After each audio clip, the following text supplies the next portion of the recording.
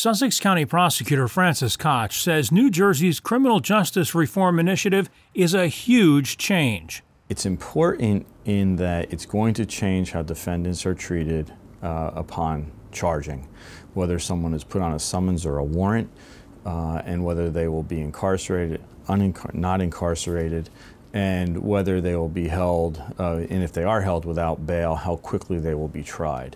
So it's very important in various aspects. It's very important as to how I'm going to have to handle it, how police departments are going to have to handle it, but it's also very important with regard to defendants and their abilities to be released while they're awaiting trial. Criminal justice reform will create a fairer and better system of criminal justice, based on objective risk factors that are not related to a person's wealth, promote public safety by allowing judges to detain high-risk defendants, and protect the liberty interests of poor, low-risk defendants. So this will benefit certain defendants in being able to be out on bail. It will also allow us to avoid having to try to keep people on exceptionally high bails on the theory of, well, it's to make them appear. But now, because of the constitutional amendment, we're able to keep people in jail that are exceptionally dangerous, people that have committed very heinous crimes without having to have a bail. Koch says it will change how prosecutors do their work.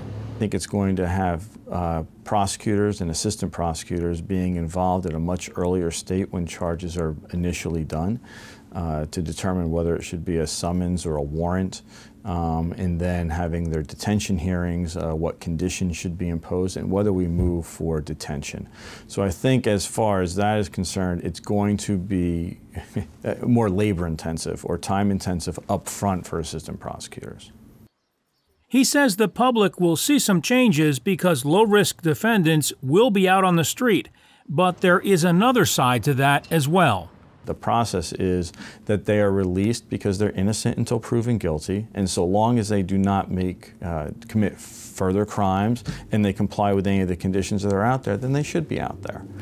They will also see the rights of, if someone is subjected to a sexual assault or an aggravated assault or an aggravated manslaughter, that they will probably be detained and they won't have to worry about them being out or being able to, just because they're rich, they can post a monetary bail and get out.